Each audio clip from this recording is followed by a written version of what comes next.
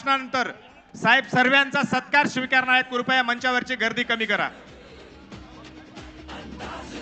माननीय आदित्यजी ठाकरे साहेब यांना विनंती करतो की त्यांनी सत्कार नंतर विलासांना सत्कार नंतर आदरणीय आदित्य साहेब। जय महाराष्ट्र।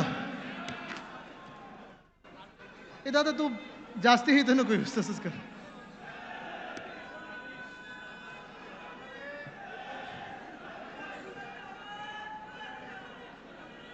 सुरुवात आज नाशिक पासून करत आहे। हा कार्यकर्ता मेळावा आहे आपला, आणि मी आत्ताच सांगत होतो सगळ्यांना, मंचावरच्या सगळ्या नेत्यांना सांगत होतो, पदाधिकाऱ्यांना सांगत होतो की माझा सत्कार करू नका, अजून काम खूप करायचं आहे। सत्कार फक्त खासदार साहेबांचा झाला पाहिजे आणि इकडच्या शिवसैनिकांचा झाला पाहिजे, कारण ही लोकसभा निवडणूक निर्णायक होती। ही लोकसभा निवडणूक एक महत्त्वाचा एक टप्पा होता आपल्या देशाच्या इतिहासात आणि भविष्यात देखील। गेले 2 वर्ष संपूर्ण महाराष्ट्रात फिरत असताना, ठीक आहे बसतील, त्यांच्या माध्यमातून आपण देशभरात जातो। थोडं काढू दे फोटो। अनेकदा इथे नाशकात आलेलो आहे मी आणि आपल्याशी संवाद साधलेला आहे। मग ती शेतकऱ्यांसाठी असेल दौरा, कधी युवकांसाठी असेल, कधी महिलांसाठी असेल, कधी आपली निष्ठा यात्रा असेल। नाशिकमध्ये येणं जाणं राहिलेलंच आहे, तसं गेल्या 10 वर्षात झालेलं आहे। गेल्या 5 वर्षात म्हणजे सरकार असताना पण आणि नसताना पण इथे येऊन एक वेगळी ताकद, एक प्रेरणा घेऊन जात असतो।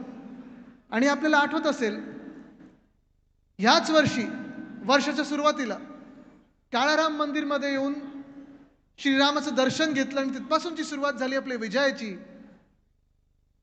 आता कोणी रोखू नाही शकत आपल्याला, कोणी आता अडवू शकत नाही, कारण महाराष्ट्र आपल्या सोबत आहे, महाराष्ट्राची जनता आपल्या सोबत आहे आणि महाराष्ट्राचा आशीर्वाद आपल्या सोबत आहे। आणि सुरुवातीलाच मी आपल्या सर्वांचं अभिनंदन करतो, जसं नाशिक ह्या पूर्ण मतदारसंघाचं अभिनंदन करतो, त्यांचे आभार मानायला आलोय, तसं आपण सगळेच कार्यकर्ता, मग महिला, पुरुष, युवक, युवती सगळ्यांचं अभिनंदन करतो की हा मोठा विजय आपण प्राप्त केला। ज्या मिनिटाला वाजे साहेबांना आपण तिकीट दिलं होतं, त्यांचा प्रचाराला सुरुवात झाली आणि ते फिरायला लागले। प्रश्न अनेक उपस्थित झाले की आपण कसं होणार, पुढे काय होणार। लास्ट मिनिटाला आपण उमेदवार दिलेला, शेवटच्या मिनिटाला उमेदवार दिलेला, पण जो काही एक लाट आपल्याला दिसायला लागली, जी लाट दिसायला लागली त्यांच्या सोबत लोकांची, प्रत्येक मतदारसंघातून जे 6च्या 6 विधानसभाचे मतदारसंघ जे नाशिक लोकसभेत येतात, सगळे जे काही सर्वे यायला लागले, सगळे जे काही रिपोर्ट यायला लागले, आपल्या कार्यकर्त्यांकडून रिपोर्ट यायला लागले, हेच सांगत होते की साहेब चिंता करू नका, आपला विजय हा पक्का आहे आणि तसा विजय तुम्ही करून दाखवला, विजय मिळवून दाखवला।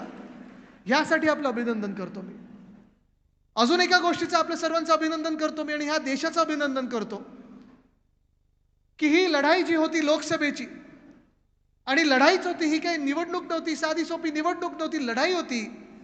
कारण आपल्या समोर जे काही बळ उभं होतं ते फक्त भाजपचं नव्हतं। भाजप जो स्वतःला सर्वात मोठा पक्ष मानतो, जास्तीत जास्त इलेक्टोरल बॉन्ड भाजपकडे, जास्तीत जास्त पैसे भाजपकडे, जास्तीत जास्त त्यांचे जे काही मेंबरशिप ड्राईव्ह केली होती, जगातला सर्वात मोठा पक्ष स्वतःला मानत होते, असं भाजप आपल्या समोर होतं। महाशक्ती भाजपची समोर होती। 10 वर्ष बहुमताचं सरकार केंद्रातलं हे त्यांच्या सोबत होतं। त्यांचे जे मित्रपक्ष आहेत, मग मित्रपक्षांमध्ये कोण कोण येतं, ईडी, आयटी, सीबीआय, सगळी यंत्रणा, निवडणूक आयोग, हे सगळं त्यांच्याबरोबर होतं। आणि आपल्यासोबत जो होता तो आपल्या महाराष्ट्रातली जनता होती, इकडचा माणूस होता, इकडची व्यक्ती होती। आपल्यासोबत जी होती ती महामानव डॉक्टर बाबासाहेब आंबेडकरांनी दिलेली आपल्या ताकद आहे, संविधान, ते आपल्यासोबत होतं। छत्रपती शिवाजी महाराजांनी जी प्रेरणा दिली आपल्या, ती सोबत होती। आणि हा महाराष्ट्र शाहू फुले आंबेडकरांचा महाराष्ट्र, आणि आपल्या सोबत जे होते ते वंदनीय हिंदू सम्राट बाळासाहेब ठाकरे यांचा आशीर्वाद होता, ती ताकद होती। त्याच ताकदीने दाखवलेलं आहे की ह्या देशामध्ये कोणाची मस्ती चालणार नाही, कोणाचा माज चालणार नाही, जर कोणाला वाटत असेल की हा महाराष्ट्र, हा देश हा आमचा मालकाचा आहे, ते आम्ही कदापि होऊ देणार नाही. या देशात चालेल तर संविधानच चालेल, संविधानाचाच कायदा चालेल आणि लोकशाहीच चालेल, हे या निवडणुकीने दाखवून दिलेलं आहे.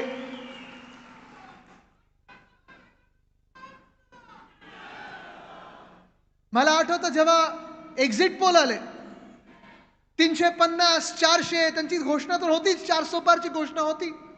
आणि आठवा मी इथेच येऊन नाशिकमध्ये येऊन काय सांगितलं होतं, आपली सभा झाली होती आणि ती सभा देखील एवढी मोठी सभा झाली होती. एक तर मी पोचायच्या आधी भरपूर पाऊस पडून गेलेला, धो पाऊस झालेला. आणि मग मला आठवतं पाऊस पडल्यानंतर मी फोन केले 1-2, मी बोललो विलासजी मी येऊ का? तर सांगतात या आदित्यजी, काही चिंता करू नका, इकडे लोक कोणी हल्लेली नाही आहेत, हे पक्के आपल्या बाजूनी लोक आहेत, आपल्याला आशीर्वाद देणारे लोक आहेत, आपल्यावर प्रेम करणारे लोक आहेत, तुम्ही या आणि बघा इथे काय चमत्कार होत होतो. आणि मी खरोखर आल्यानंतर मला जे वातावरण दिसलं, मी एकतर कुठच्याही जिल्ह्यात गेल्यानंतर सहसा माझ्या गाडीची काच खालती असते, कोणी हात केलं की मी हात मिळवतो, बोलतो, विचारतो दादा काय चाललंय, ताई काय चाललंय. आणि सगळे मला सांगायचे तुम्ही एक राजा माणूस दिलाय, त्याला आम्ही दिल्लीत बसवल्याशिवाय राहणार नाही, हेच वातावरण त्यावेळी होतं. आणि त्याच वेळी मला आठवतं जेव्हा मी कोणाशी ट्रॅफिकमध्ये असताना बोलत असतो, काही असताना, ह्या गेल्या 2 वर्षात मला प्रत्येकाने सांगितलेलं आहे, मग जातपात धर्म हे न बघता मला सांगितलेलं आहे की उद्धव बाळासाहेब ठाकरे ह्या व्यक्तीला सांग की आम्ही तुमच्या सोबत आहोत. जे घडलं तर चुकीचं घडलं, जे घडलं ते व्हायला नाही पाहिजे होतं. तुम्ही महाराष्ट्राला एक वेगळी दिशा दाखवत होतात, तुम्ही महाराष्ट्राला सुवर्ण काळ दाखवत होतात, महाविकास आघाडीचं सरकार होतं तेव्हा महाराष्ट्रासाठी चांगल्या गोष्टी होत होत्या. आणि तीच पोटदुखी भाजपची होती की महाराष्ट्र पुढे चाललेला आहे आणि तेच भाजपला खटकत होतं की हा महाराष्ट्र पुढे जातोच कसा. पण मला आठवतं त्या सभेत आल्यानंतर चिखल तर तुडुंब भरलं होतं, चिखलाने मैदान सगळीकडे कचकच कचकच झालं होतं. आणि तिथे देखील आपली जनता, नाशिककर इथे बसले होते मला आशीर्वाद द्यायला आणि हे सांगायला की घरी जाऊन सांग की आपली सत्ता ही येणार म्हणजे येणारच आणि इथे आपला खासदार येणार म्हणजे येणारच. ते तुम्ही करून दाखवलं, तो चमत्कार तुम्ही करून दाखवलं. आणि आज जर महाराष्ट्रातली परिस्थिती पाहिलीत तर मी सगळ्याच आपल्या लोकांना सांगत असतो, सगळ्या आपल्या कार्यकर्त्यांना सांगत असतो, नेत्यांना सांगत असतो, उपनेत्यांना सांगत असतो, पदाधिकाऱ्यांना सांगत असतो, कार्यकर्त्यांना सांगत असतो की आजची जी परिस्थिती आहे ती चमत्कारापेक्षा काही वेगळी नाही आणि तो चमत्कार तुम्ही घडून दाखवलेला आहे. कारण चमत्कार असा झालेला, तुम्ही बघा कोणाच्या दुःखात आपण आनंद मानत नाही, पण जगातला सर्वात मोठा पक्ष भाजप, ED, CBI, विश्वगुरू सगळं त्यांच्यासोबत. युक्रेन मधलं युद्ध थांबवलं होतं पापांनी, मणिपूरमध्ये बघितलं नाही पण युक्रेन मधलं थांबवलं होतं. हे सगळं असूनही आज भाजपा महाराष्ट्रात कितीवर आहे? किती खासदार आहेत भाजपचे? 9. आणि आपण शिवसेना उद्धव बाळासाहेब ठाकरे पक्ष म्हणून आपले 12 खासदार चोरले, 40 चोरांना पळवलं, मुंबईसारख्या शहरामध्ये 50 नगरसेवक नेले, अनेक ठिकाणी नेते उपनेते नेले आणि तरी देखील आपण पण कितीवर आहोत? हा चमत्कार आहे. हातात काही नव्हतं, साम दाम दंडभेद सगळं त्यांच्या हाती होतं. जे काही धन होतं, तन मन धन बोलतं, आपल्याकडे तन होतं आणि मन होतं, धन त्यांच्याकडे होतं.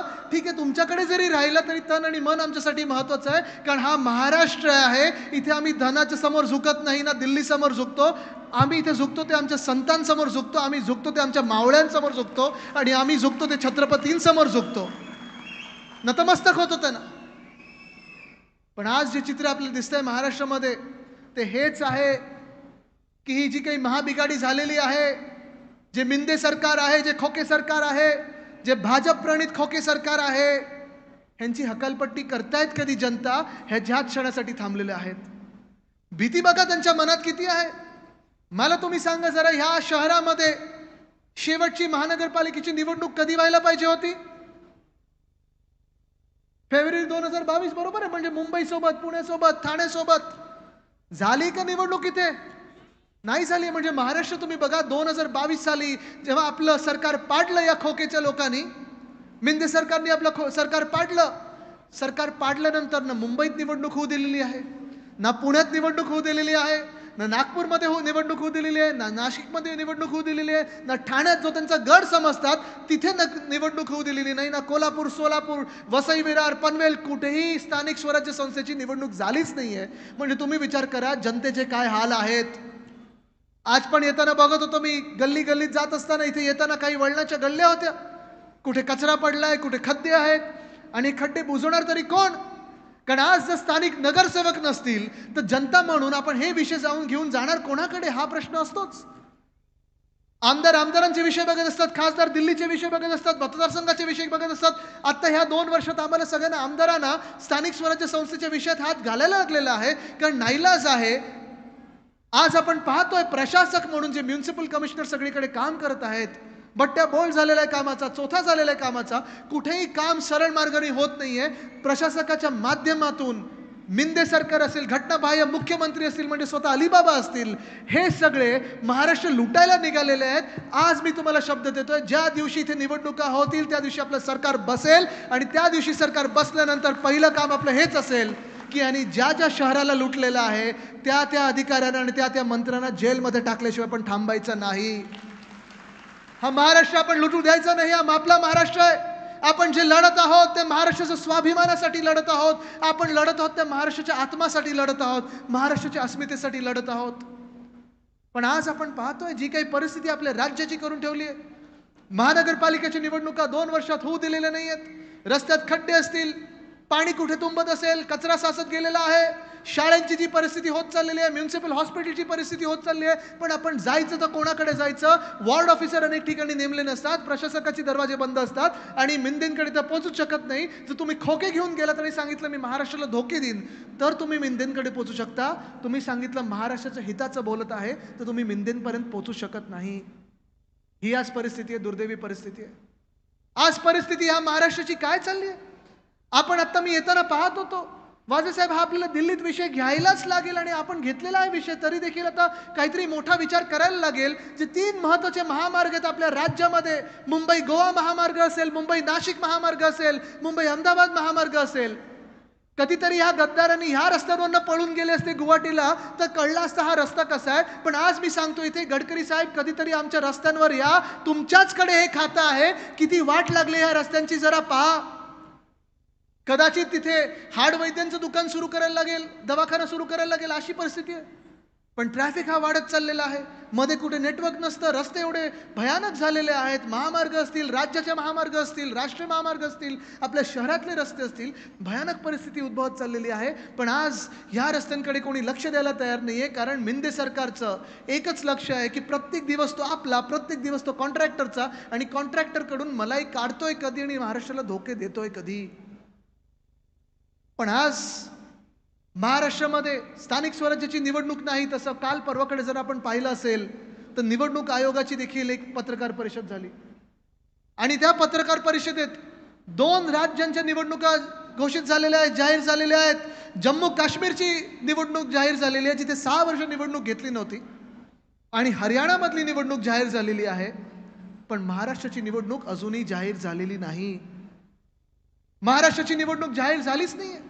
आपल्याला वाटलं होतं की झारखंड असेल, हरियाणा असेल, महाराष्ट्र असेल, जम्मू काश्मीर असेल, ह्या 4च्या 4 निवडणुका एकाच वेळी घेतल्या जातील, साधारणपणे ऑक्टोबर-नोव्हेंबरमध्ये घेतल्या जातील, आणि त्या निवडणुका करून आपण आपल्या कामाला मोकळी होऊ. ह्या महाराष्ट्राला जे संकट आपल्या डोक्यावर बसवलेलं आहे, अवकाळी सरकार आपल्या जे डोक्यावर बसवलेलं आहे, ते कधी ना कधीतरी दूर होईल. जे लुटणारे आपल्या डोक्यावर बसवलेले आहेत भाजपचे लोक, ते कधी ना कधी आपण पळवू शकू. पण अजून ते होऊ शकलेलं नाही, कारण ज्या प्रकारे मिंदे सरकारच्या मनात स्थानिक स्वराज्य संस्थांबद्दल एक भीती बसली की निवडणूक आपण हरू, आणि त्याच कारणामुळे आज आपण पाहतोय की महाराष्ट्रात देखील निवडणुका लांबवल्या गेलेल्या आहेत. निवडणुका ज्या ह्या ऑक्टोबरमध्ये व्हायला पाहिजे होत्या त्या देखील त्यांनी पुढे ढकललेल्या आहेत.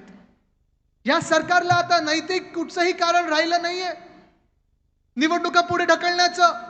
नैतिकता राहिलीच नाही. तुम्ही कुठच्या अधिकाऱ्यांनी बसताय त्या सरकारमध्ये मला सांगा, ज्या महाराष्ट्राने तुम्हाला नाकारलेलं आहे, ज्या महाराष्ट्राने भाजपाला नाकारलेलं आहे, ज्या महाराष्ट्राने फुटलेल्या मिंदेंना नाकारलेलं आहे, ज्या महाराष्ट्राने फुटलेल्या राष्ट्रवादीला नाकारलेलं आहे, कुठच्या अधिकाऱ्याने तुम्ही सरकार चालवत आहे? एक दिवस पण तुमचा असू शकत नाही. खरं तर राजीनामा द्यायला पाहिजे होता आणि निवडणुकीला सामोरे जायला पाहिजे होतं, पण निवडणुकीला सामोरे जाण्याची हिंमत नाही. म्हणून प्रत्येक दिवस हा आपला, प्रत्येक दिवस हा कॉन्ट्रॅक्टरचा, प्रत्येक दिवस लुटण्याचा महाराष्ट्राचा, हे त्यांनी ठरवून महाराष्ट्राला लुटायला घेतलेलं आहे. आणि लुटायचं ते कसं लुटायचं ते किती लुटायचं? कुठेतरी लाज असायला पाहिजे, कुठेतरी खद्द असायला पाहिजे, कुठेतरी एक शरम असायला पाहिजे. पण ती न ठेवता आपण पाहतोय प्रत्येक गोष्ट आज एवढी भयानक वळणावर निघालेली आहे प्रत्येक विषय जो एका भयानक वळणात निघालेला आहे. तुम्ही मला सांगा, इथे मोठ्या संख्येत महिला आलेल्या आहेत. जरा हात वरती करून दाखवा मला महिलांनी, जरा मूठ दाखवा, तुमची ताकद दाखवा. आज मी तुम्हाला विचारत आहे की आपल्याला जे लाडकी बहीणमधून पैसे पाहिजेत की आपल्याला सुरक्षा पाहिजे, हे तुम्ही ठरवायचं आहे. हा फार महत्वाचा विषय, हा फार मोठा विषय आहे. महाराष्ट्राच्या अस्मितेसाठी, महाराष्ट्राच्या आत्मेसाठी फार महत्वाचा विषय. मी जे सांगतोय ते विचार करा. लाडकी बहीण योजना, लाडकी बहीण त्यांना आत्ता आठवले 2-2.5 वर्षानंतर. ह्यांना बहिणी आठवल्या. गेल्या 2-2.5 वर्षामध्ये जेव्हा जेव्हा आपण आंदोलन केली असतील, जेव्हा जेव्हा या महाराष्ट्रात महिलांवर अत्याचार झाले असतील, बलात्कार झाले असतील, कधीही बहिणी आठवल्या नाहीत. खरं तर तसं पाहिलं गेलं तर सुरुवातीपासून आम्ही ओरडतोय, सुरुवातीपासून आमचं आंदोलन सुरू आहे, सुरुवातीपासून आम्ही हाच विचार घेऊन पुढे आलेलो आहे की ज्या सरकारमध्ये, ज्या मंत्रिमंडळामध्ये 2 असे मंत्री बसवलेले आहेत. एक ज्यांनी महिलांवर भयानक अत्याचार करण्याचे आरोप आहेत. उद्धव साहेबांच्या सरकारमध्ये आपण त्यांची हकालपट्टी केली होती. उद्धव साहेबांनी सांगितलं होतं तुमचे आरोप झालेत, गेट आउट, तुमच्यासारखी व्यक्ती आम्हाला नको आहे. त्याच माणसाला ह्यांनी मंत्रिपदावर बसवलेलं आहे. हे असे लोक तुम्हाला भाऊ तुमचे वाटू शकतात का? वाटू शकतात का? दुसरे मंत्री असे आहेत ज्यांनी सुप्रियाताई सुळेंना, चला 1 मिनिट विचार बाजूला ठेवा की त्या खासदार आहेत किंवा राष्ट्रवादी काँग्रेसच्या त्या नेत्या आहेत, पण ज्या भयानक शिव्या सुप्रियाताईंना त्यांनी टीव्हीवर दिल्या, टीव्हीच्या कॅमेऱ्यासमोर दिलेल्या आहेत, त्यांना देखील त्यांनी मंत्रिमंडळात बसवलेलं आहे. तुम्ही मला सांगा, असली लोक तुमचे भाऊ कधी होऊ शकतात का? अहो, जे लोक, जो भाजपा ज्यांनी एका बलात्काराचं गुजरातमध्ये औक्षण केलं, त्याचं स्वागत केलं, त्याला मोठ्या मिरवणुकीत नेलं, का तर त्यांनी बिल्किस बानोचा बलात्कार केला. ज्याच्यावर बलात्कार झालेला आहे, तिची जातपात धर्म न बघता त्या बलात्काराला फाशीच झाली पाहिजे, हा खरा भाऊ आहे. पण आज निवडणुका आलेल्या आहेत आणि म्हणून सगळीकडे सांगतात. आणि म्हणून म्हटलं तर आणि म्हणून माझं वेगळं ना, त्यांचं आणि म्हणून तसं नाहीये. पण आज त्यांना सांगतायत, आत्ता जाहीर केलं 1,500 रुपये आम्ही देऊ, नंतर सांगतात परत जर आम्ही निवडून आलो तर जास्ती देऊ. घटनाबाह्य मुख्यमंत्री महोदय, मी तुम्हाला सांगत आहे, हिम्मत असेल तर वाढीव आत्ताच द्या, खोटं बोलू नका. तुमच्यावर विश्वास या महाराष्ट्राचा नाही आहे. जी व्यक्ती, जो माणूस एवढा निर्लज्जपणे गद्दारी करू शकतो, आपल्या नेत्याच्या सर्वात कठीण काळात त्याच्या पाठीत खंजीर खुपसू शकतो, खोटं बोलत फिरू शकतो, 20 वर्ष ज्यांच्याकडून तुम्ही सगळं ओरबाडून घेतलं, त्याच व्यक्तीला तुम्ही दगा देऊ शकता.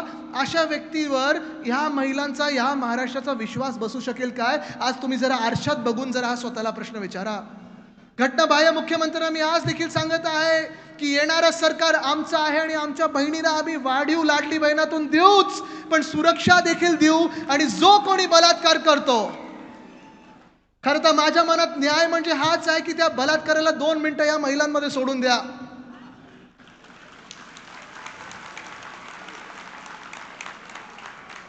दोन मिनिटं तर कालच्या बदलापूरच्या रेल्वे स्टेशनमध्ये सोडून द्यायला पाहिजे होतं. पण किती भयानक प्रकार आहे, किती विचित्र प्रकार आपल्या महाराष्ट्रात झाला. 3 की 4 वर्षाच्या त्या मुलीवर, कुठच्याही महिलेवर, खरं तर कुठचाही वयोगट असो, असे प्रकार झालेच नाही पाहिजे. जो असा प्रकार झाला तर त्याला भर चौकात फासावरच लटकवलं पाहिजे. पण हा प्रकार जो झालेला आहे, 3 की 4 दिवस FIR घेतली नाही.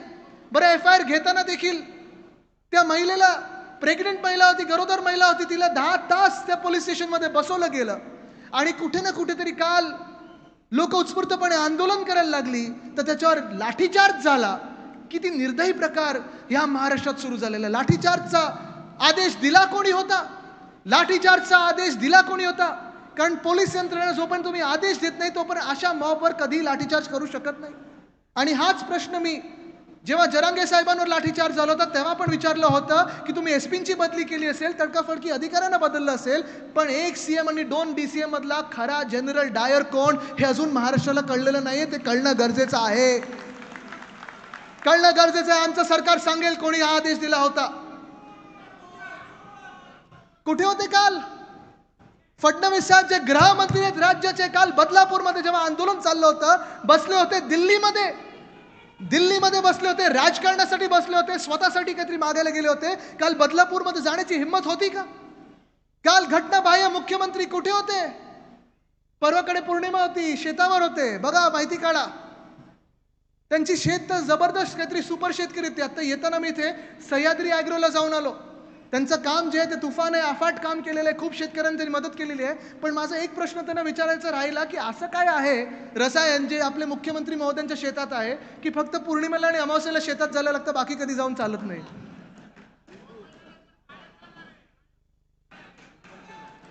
पण काल गृहमंत्री कुठे होते? दिल्लीत बसले होते. मुख्यमंत्री घटनाबाह्य कुठे होते? शेतावर बसले होते. काल ज्या महिलांवर, तिथे ज्या स्थानिक आंदोलकांवर लाठीचार्ज झालेला आहे त्याच्यासाठी मुख्यमंत्र्यांनी माफी मागितली आहे का? तिथे ते एक स्थानिक त्यांचे मिंदी गटातले नेते आहेत वामन म्हात्रे, त्यांनी काय सांगितलं माहिती आहे का? इथे पत्रकार महोदय आलेत, सगळे पत्रकार मित्र आलेत. एका पत्रकार महिलेला त्यांनी विचारलं, तू असा प्रश्न का विचारतेस, तू एवढं रिपोर्टिंग का करते, तुझा काही रेप झालाय का?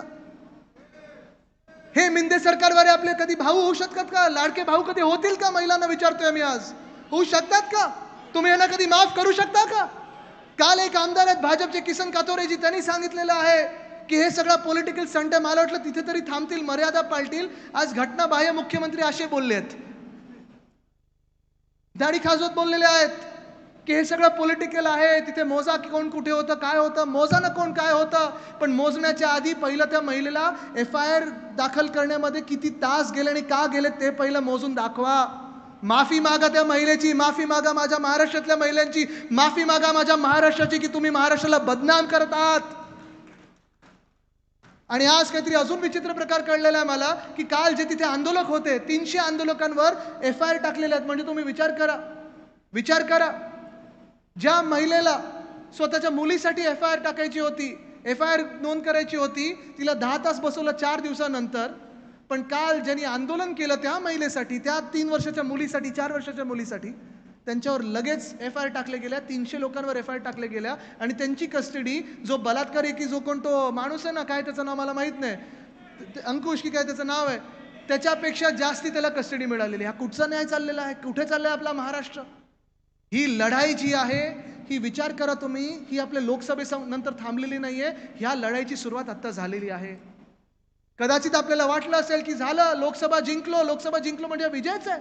ज्या पक्षाला वाटत होतं 400 पार जाणार, त्यांचे 272 पण आले नाही, त्यांना 240 वर खेचलं. हा आपला मोठा विजयच आहे, ह्या देशाचा, लोकशाहीचा आणि संविधानाचा विजय आहे. आंबेडकर प्रेमी जनतेचा हा विजय आहे. पण आज ही लढाई थांबलेली नाही, कारण या महाराष्ट्रामध्ये देखील संविधानाला बाजूला करण्याचा पूर्ण प्रकार चालू आहे. 2 वर्षापासून सुरू आहे. ज्या मिनिटाला एक अवकाळी सरकार आपल्या डोक्यावर बसवलं गेलं, एक घटनाबाह्य सरकार, एक महाराष्ट्र द्वेष्टे सरकार आपल्या डोक्यावर बसवलं गेलं, त्या मिनिटापासून संविधानाची लढाई आपली सुरू आहे. आपल्याला आठवत असेल उद्धव साहेबांनी त्यावेळी सभा देखील घेतली होत्या, वज्रमूठ संविधान रक्षणाची. ही सभा महाराष्ट्र स्वाभिमान सभा जरी असली, महाराष्ट्राच्या स्वाभिमानासाठी असली, तर ही सभा त्या संविधानासाठी पण लढत आहोत आपण. कारण इथे जर पुन्हा एकदा त्यानं जिंकून दिलं तर हा जो अन्याय आपल्या डोक्यावर बसवलेला आहे हा कायमचा आपल्या डोक्यावर राहील. आज महिलांचा विषय जसा आहे तसं शेतकऱ्यांचा विषय तर आहेच. याच नाशिकमध्ये आंदोलन झालं होतं की कांद्याची निर्यात बंदी गुजरातमध्ये पहिली हटवली, मग महाराष्ट्रात हटवली. का अन्याय हा महाराष्ट्रावर होत आहे? का असा राग तुमचा माझ्या महाराष्ट्रावर आहे की सगळं काही गुजरातला मिळत आहे पण महाराष्ट्राला कमीत कमी मिळणार? तुम्ही मला सांगा, जसं शेतीमध्ये हे सगळं होत असताना उद्योग क्षेत्रात या नाशिकमध्ये मोठ्या MIDC आहेत. तुम्ही मला सांगा ह्या 2 वर्षामध्ये, आणि हे कदाचित तुम्हाला वाटत असेल की अरे हा आदित्य परत तेच काय सांगतोय, पण तरुण मला जे दुःख झालंय तरुण मनाला ते हेच आहे की आज अनेक तरुणी मला भेटत असतात. मी त्यांना विचारतो तुमच्याकडे नोकऱ्या आहेत का, रोजगार आहे का? मला सांगतात ते नाही आदित्यजी, आम्ही रोजगार शोधत आहोत. आत्ता गाडीमध्ये मला एक बातमी कळली की एक इंजिनियर 24 की 25 वर्षाचा घर सोडून गेलेला आहे, मोबाईल घरी सोडून गेलेला आहे. का? तर त्याला नोकरीच मिळत नाहीये महाराष्ट्रामध्ये. आणि सरकारने काय स्कीम आणली आहे, इथे नाही जर्मनीमध्ये तुम्हाला आम्ही नोकऱ्या देऊ. म्हणजे काय हा प्रकार सुरू आहे? जर्मनीमध्ये जायला तुम्हाला विजा देणार कोण?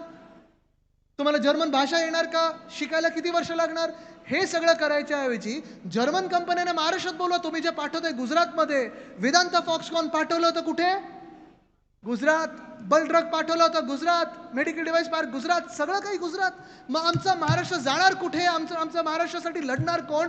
आज मी तुम्हाला विचारत आहे, तुम्ही या लढाईसाठी तयार आहात का? कारण आज आता फसून चालणार नाहीये. अनेक योजनांचा पाऊस पाडतील. मी पुन्हा एकदा सांगतो तुम्हाला, लाडली बहिणाची योजना ती आपण थांबवणार नाही, उलट आपलं सरकार येणारच आणि वाढीव देऊ, पण त्याच्यासोबत सुरक्षा देखील देऊ. शक्ती कायदा जो महिलांसाठी आणला, मी कोर कमिटीला विनंती करतो, इगतपुरी आणि त्र्यंबक, निवृत्ती लांबे आणि सर्व नाठे भाऊ हे सर्व सत्कार करणार आहेत. उपजिल्हा प्रमुख कन्नू ताजने, जगन्नाथ आगळे, सिन्नरचे आलेले सर्व पदाधिकारी, महिला आघाडी सुद्धा सत्कार करते नाशिक शहरातील. तर नाशिक शहरातील महिला आघाडीने सुद्धा सत्कार करायचा. ज्यांचा सत्कार झालेला आहे, कृपया विनंती आहे, आपले घरचे लोक आहेत, कृपया शांतता राखा. ज्यांचा सत्कार झाला त्यांनी खाली उतरा, कृपया करा.